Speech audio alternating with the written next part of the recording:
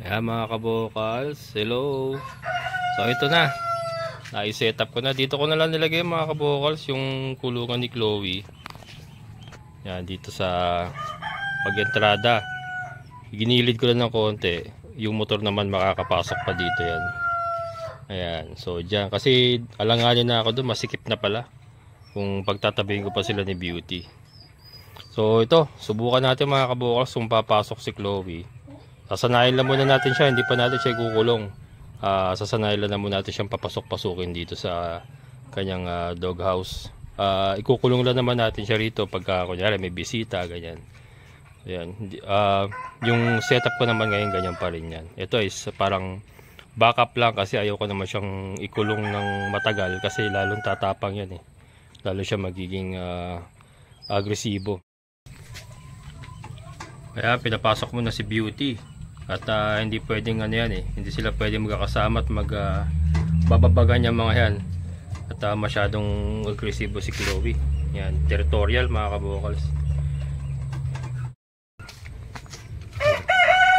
Nakita niyo yung ginawa sa tray ko mga kabokals. Kagagawa ni Beauty yan. Ayan. Nginat-ngat. Ayan pa. Ayan pa yung mga pinagngangat-ngat nila. Lilinisin ko pa yan mamaya. So yan. Sara natin yung pintuan para hindi maabot si Bella. Sayang to. Binili ko pa naman to. Wow, lastik na asin. Yan, so try na natin si Chloe. Papasukin natin mga kabokals.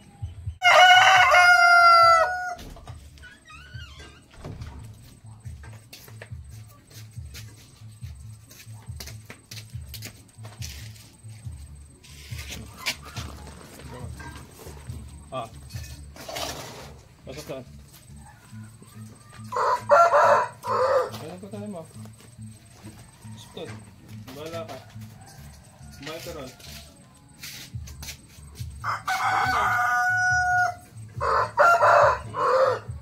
Yung tayo eh. Yung mga kabokals.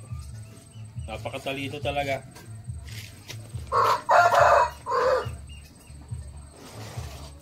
Ito. Dito.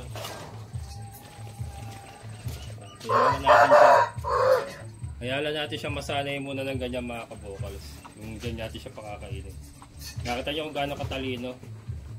So lalagyan ko pa na yan. Lalagyan natin ng patungan siguro pala, tungtungan para hindi siya hindi siya mahirapan. Pero yung ganyan mga kabokals, huwag mong gagambalain yan. The moment na mahawakan mo yan o makanti mo lang yan habang kumakain, magbi-beast mode yan. Talagang nanunugod. Nasubukan ko niya mga kabokals. Kaya yung pinagawa kong pintuan, yung pinagawa kong cage na yan, pahaba. Para yung pakainan niya, doon siya dumulo. Totally pumasok siya. Kasi yung ganyan mga kabokals, pag sinara natin yung pinto, natamaan mo siya, magbi-beast mode yan mga kabokals. Ganyan yan. Kaya kailangan completely nakapasok siya. Hindi siya makakante pag sara ng pinto. So yan, masanay lang muna siyang ganyan. Eventually papasok kaya mga kabokals. Pero yun nga, kailangan may tungtungan siguro kahit bato. Para hindi siya mahirapang sumampa pala. First time na pero yun, araw-arawin natin hanggang sa masanay siya. So ito nga po, nandito tayo sa ating mga paiklugi na manok. Kung mapapansin nyo, meron po tayo dito mga nakakulong na hens. Itong dalawa po, yung ating pure Kabir hens, yung mga breeders, yung mga original breeders po natin. And then ito po yung ating Rhode Island breeder. And si Fiona, yung ating pure Dongtao hen. Ayan. So pansamantala nga, ay nakikikwarto lang muna sila dito sa ating battery cage kasi maulan Maulan mga kabokals. Pagka in-scratch pa natin sa labas, baka matasakit. So yung mga rooster natin ang mga naka-scratch pa, at least patitiba yan. So yan, bakit ko ba pinapakita ito? Yan, nabanggit ko nga po sa mga previous vlog ko na ang aim po natin ngayon is mag-concentrate po sa mga paiklugi na manok. Sa ating mga decal brown, kaya po binenta natin yung mga Shamu natin, yung mga cross Dongtao Shamu. And ngayon po, para makompleto po yung clearing out operation. Clearing out operation.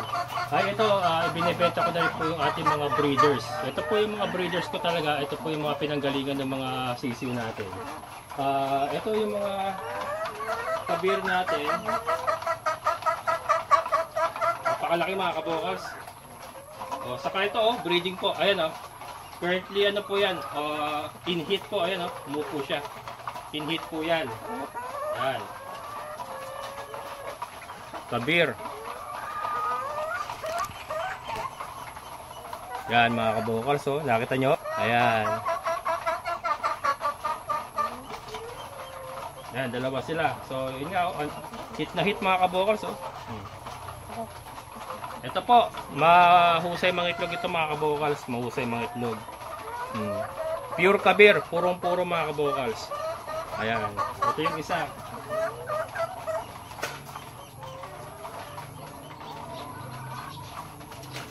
Napakaganda ng katawan mga kabokals.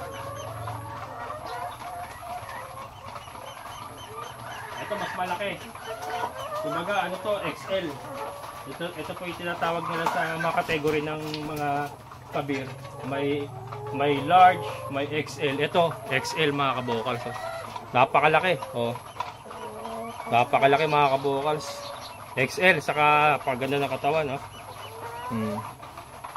Ano to, breeding na rin to. Breeding na rin mga kabokals. Ayan kabir. Pure kabir mga kabokals. Pakita ko yung rooster.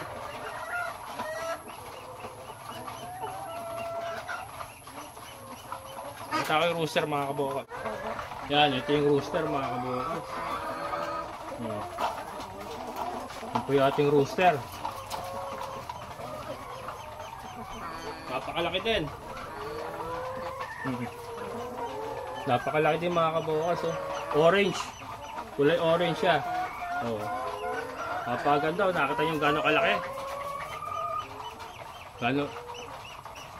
Nakita nyo gano'ng kalaki mga kabokals. Puro yan. Pure kabir. Yan for sale mga kabokals. For sale sila. So, ito po. Ito nga po pala lahatan mga kabokals kasi mga breeders ko to kumbaga ito na yung last frontier na po. Last na to mga kabokals last na po ito sa mga kabir natin, kaya bebenta po natin sila lahatan. Kailangan tryo ba? Tryo. Sulit na sulit po. Ito lugon lang po ito, lugon lang, pero pagkatapos ng lugon yan, ready to breed na uli yan. Yan yung ating rooster. Pure kabir.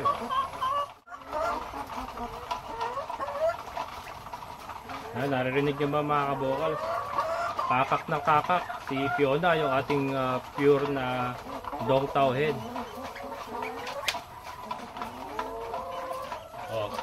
Hit na hit mga kabokals. Nakita nyo ba yan? Umuupo. Hit na hit yan.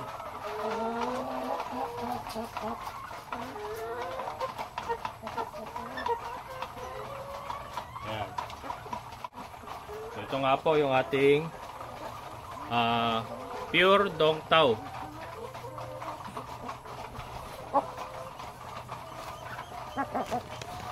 Ayan paa niya. Ang ganda ng paa niya mga kabokals. Malinis ang paa niyan.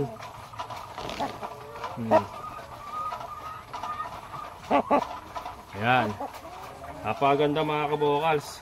And breeding nga. Currently in heat nga siya. Ayan Ayan yung mukha.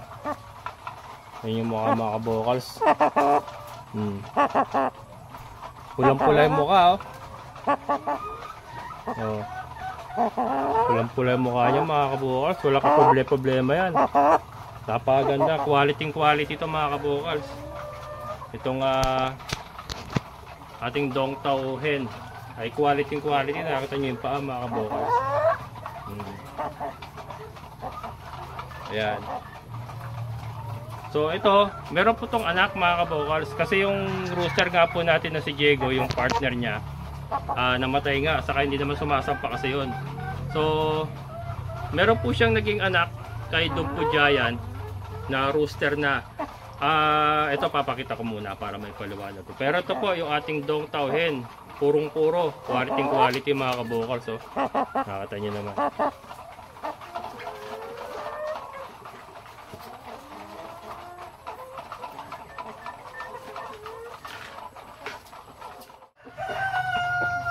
Ayan mga kabukal. So, ito yung anak niya.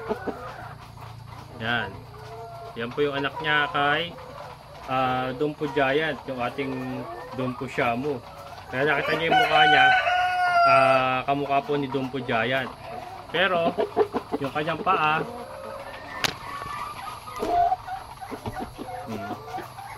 paa, po ay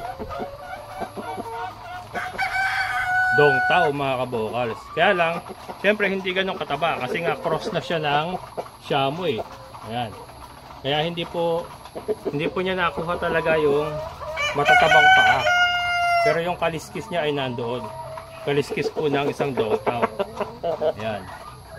Kaya mga kabokals, may mga nagsasabi sa akin, siguro mga breeder po, lalo na yung mga panabong na manok.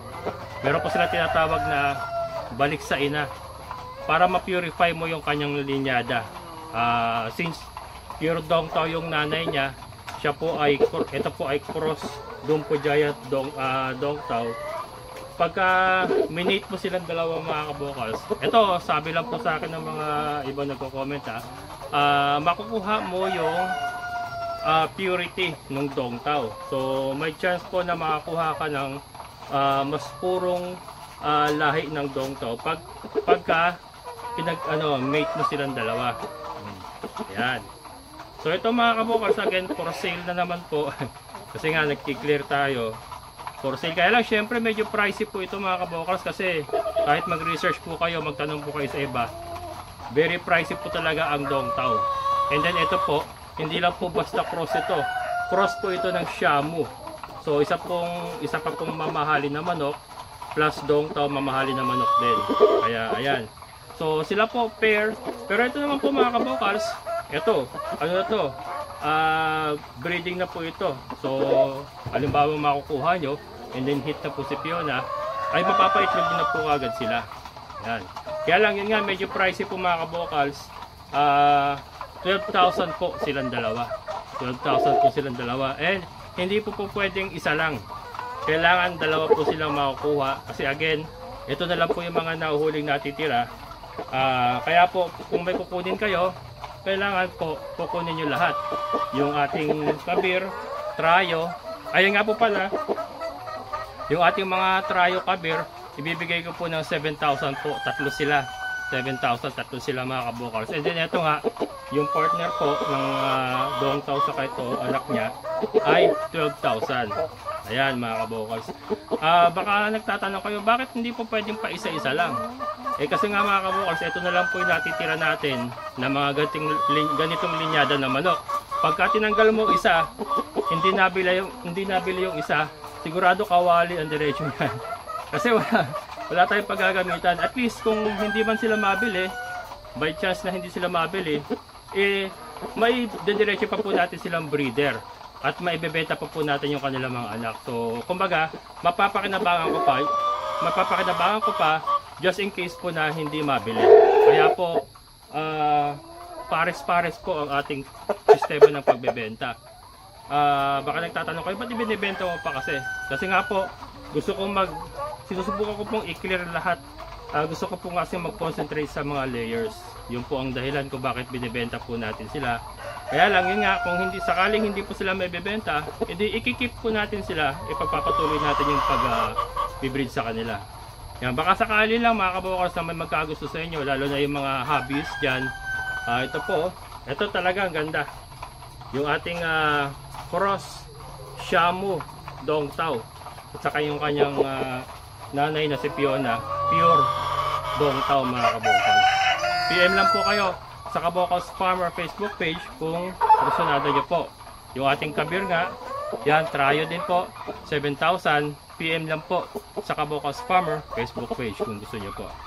Ayan, so ito lang po aking Ayan, so maraming salamat mga kabokals. Hanggang dito na lang. Maraming salamat sa inyong pagsama Sa lahat ng mga solid kabokals at mga silent viewers, maraming salamat.